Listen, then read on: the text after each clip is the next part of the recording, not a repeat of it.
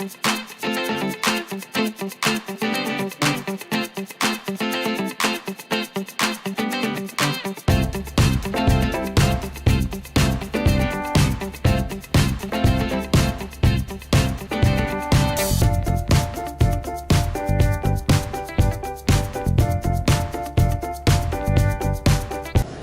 everybody, this is Dear Mama Sal, and it is Wednesday, and it is 39 degrees if you're in the States, and in Canada that would be 4 degrees here in southern British Columbia.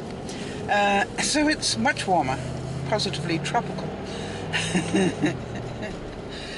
And you know, I'm very grateful, and that's my word for the day. I'm very grateful for the fact that it is 4 degrees, because it means that we don't have ice on the windshield,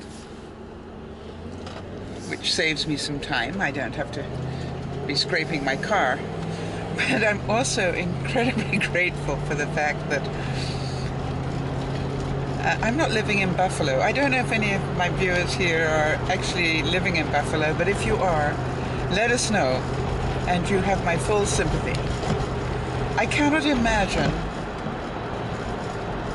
in my worst nightmare, I cannot imagine getting 6 foot of snow in a couple of days. I mean, I know what happens to me when we have a couple of inches, and I hear you've got another 2 foot still to come. And my question is, where do you put it? Because even if you wanted to clear your own driveway, you know, you're trying to huck it up 6 feet. No, that's instant heart attack as far as I know. I find difficulty hucking it up a foot or two, never mind 6 feet up. So the question is, you know, where do you put it? And the other thing is, what do you do? What do you do with your dogs? Now, I'm pretty sure that people have made some pretty inventive ideas on how to help their dogs get outside to relieve themselves. I have visions of igloos and tunnels and all sorts of things going on, but again, even so, you know, how do you do that? Do you bring the snow inside and put it in your bathtub? You know, I don't know, because there are not too many other places you can put it. Now, I understand that they have removed thousands and thousands of tons of snow already, because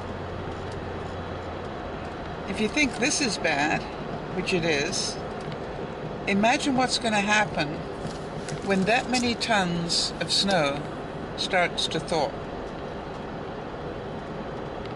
We're talking, for those of you who are into math, work out the square footage of your front lawn, if you have one, or somebody else's front lawn, you know, of 6 foot of snow, and work out how many, you know, how much water there's likely to be. I mean, it's scary.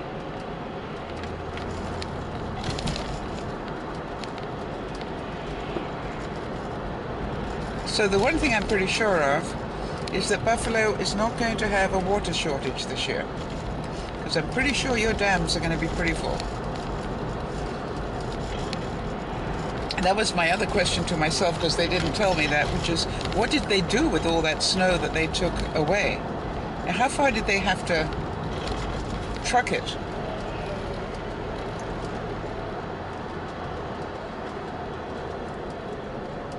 Really, really thankful I'm not dealing with that. But what you hear when they interview people is the incredible, again, the incredible community aspect of it all. You know, people saying, oh, well, listen, if you live in Buffalo, you're used to this. I'm not going to be living there. But you're used to this, and you're also used to not only looking after your own place, but helping look after your neighbors as well. And I thought that was, a lovely attitude to have. Okay.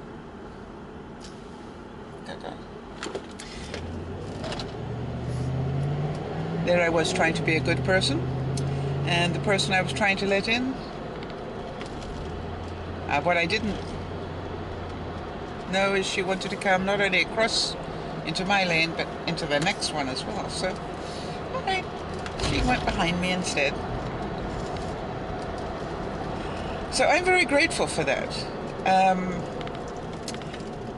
Now, yesterday was a comedy of errors. For those of you who know what a doofus I can be, it really was a comedy of errors. It's never happened to me before, and thank goodness it turned out the way that it did. But I needed to fill up with gas on my way home last night because I was running a bit low. So I have this system where if it's time to fill up with gas, I go to a particular gas station, which just happens to be, part of a complex where there's a drive-in McDonald's. Anyway, so I always treat myself to some fries while I'm getting my car filled, because I'm of an age where I let somebody else do it for me. I know it's a waste of money, but you know something? I don't care.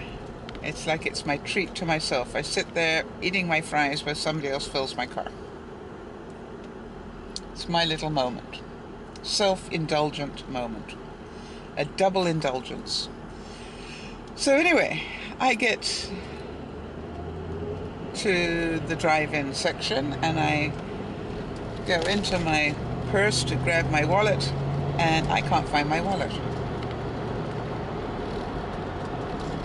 And then I've got one of those big carry-all bag purses, you can actually probably pack enough for a fortnight if you wanted to into it. So I'm busy taking out all the stuff that's in there, and I still can't find my wallet. But by now I'm in the lineup to order. And so then I have to drive forward, and when they asked for my order, I said, actually, there is no order because I've lost my wallet. I've just realized I've lost my wallet. Now, I decided not to panic, and of course what goes through your head is, I don't have my driving license with me either. Let's pray that I don't have an accident or something happens to me where I have to be rushed to a hospital, because everything that they need is not with me at the moment. And so I decided not to concentrate on that, because if I did, I could create an accident. And then I had the catch-22 is, do I have enough gas to get home? Well, luckily I did. I was only down to a quarter of a tank, not less than, which is one of the reasons to fill up a quarter of a tank. And in fact, in the winter, they say fill up a half tank. If you can. So now that puts paid to a whole lot of plans that I had to go to Walmart and do some shopping and so forth. So I got home with enough gas, which was good. I went inside, and now it's about the discipline. Inside is warm, and I need to get my vlog of the day up. Lots of excuses if I wanted to just sit down and forget about what I was doing, except I would then have problems with gas today. And what I did was, I did not remove my coat. I did go and visit little girl's room for obvious reasons. And then I literally grabbed my purse and got straight back in the car. I was very proud of myself.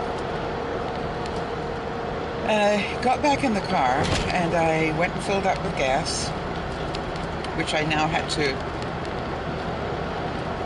pump myself because my local gas station doesn't have somebody willing to fill it for me.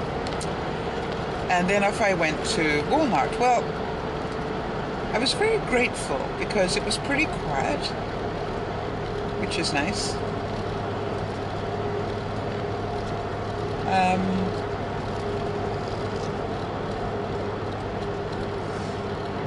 The only weird thing was that I kept running across the same guy who kept talking to himself, which was a bit strange. He didn't look like the sort of guy that talks to himself. Now, I don't know if there is such a look, but you know what I mean. He looked like your regular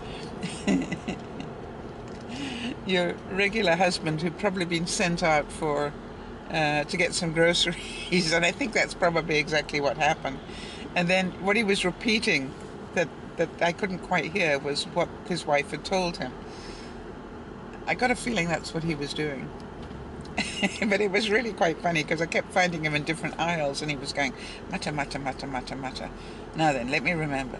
You know, and I'm going, let me give him a wide berth. But I actually did quite well. And I ended up with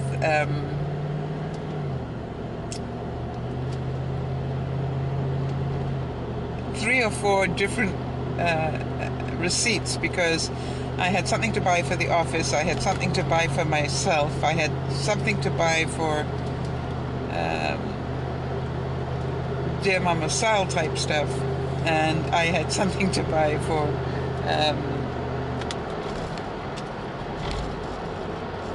Christmas, and I wanted to keep those, pay for those in different ways.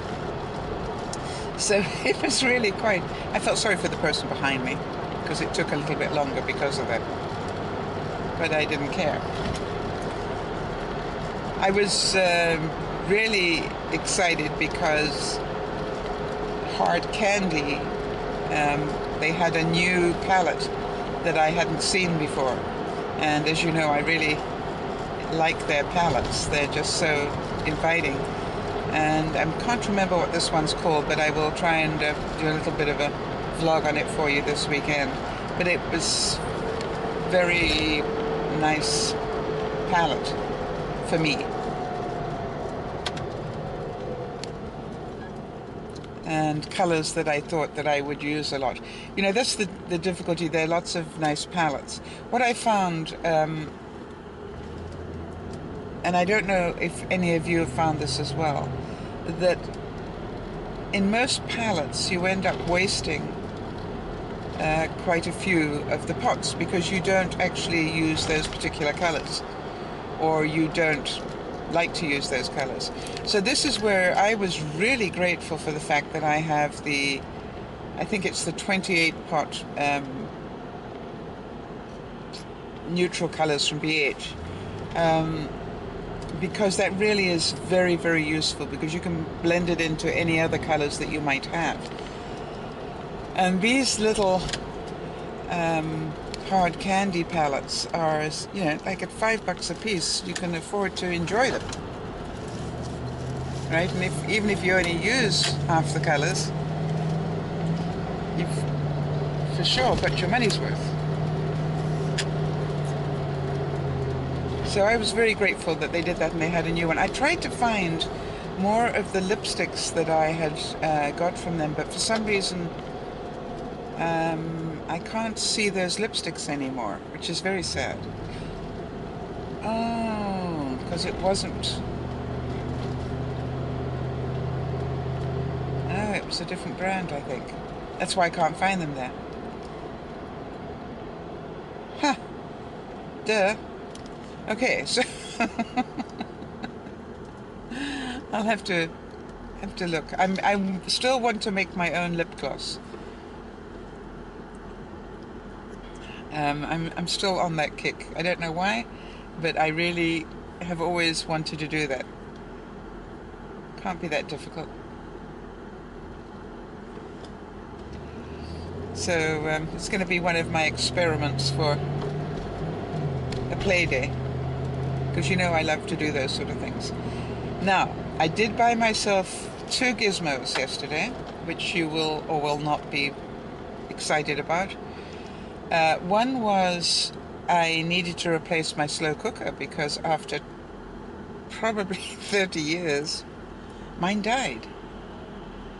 Just like that. How dared? I'm not joking. It must be at least 30 years old. So I do use a slow cooker enough that I needed to replace it. So there were some really good deals on at Walmart. So I got it. And then they had a gizmo that I'd always wanted to try. I don't know about you, but you see certain gizmos and you go, I wonder if that works, but also I wonder if it's worth the money. Now, one of those gizmos was the little toaster oven that I've got, which is actually bigger than a regular toaster oven. And it has a rotisserie and stuff, which definitely was well worth the money. I paid $135 for it, and I want to tell you something. I use that thing every day, just about. And for a single person, that is not a waste of money. Whether I use the rotisserie or the convection part of it, whatever, it definitely isn't a waste of money. Now then, this gizmo that I got is one of these low-fat fryers, but it's not the one that has a whirligig inside it. It's the one where you can put a full turkey in it if you want to. Now you might wonder, why would you want to put a full turkey into a countertop appliance? Well, obviously to conserve energy, because whether you are heating up a full oven or whether you are using a very small amount makes a difference. Now, this thing is heated by halogen and infrared, so it's really quite interesting.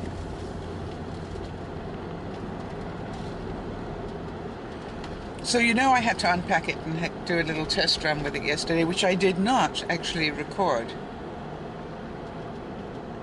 And I did check a couple of videos on YouTube, but there was very little on it, which is a good thing, because it means I can play. Yeah, there was very little on it, so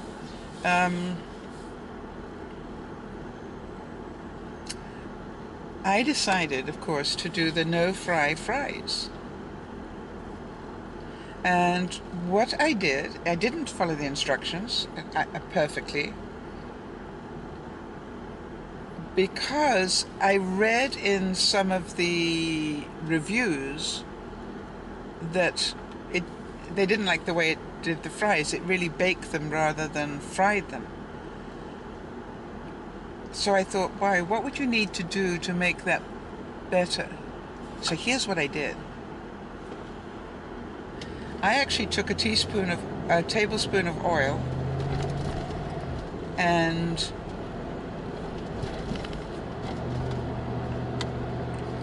coated all the fries. I took a fresh potato and did that. Then I coated the fries, and then I threw in some flour. Now, I didn't put in salt and pepper and spices, which I could have done and should have done. But then I now had my fries in a gooey mess, as you can imagine. And then I put them in this unit. I will show you how it's done when I do the next video, because I'm sure going to be doing that again. They were crispy and tasty. And then, of course, I wondered, could you do that in a regular oven and have them taste that good? So they will be doing an experiment with that as well, which is, you know, I'll do some in the toaster oven and then some in this one and see whether there's a difference. The I'm still not 100% sure whether I wasted my money, but luckily it was less than $100 on sale. So hopefully I haven't. As I said, what concerns me is there don't seem to be that many recipes for it.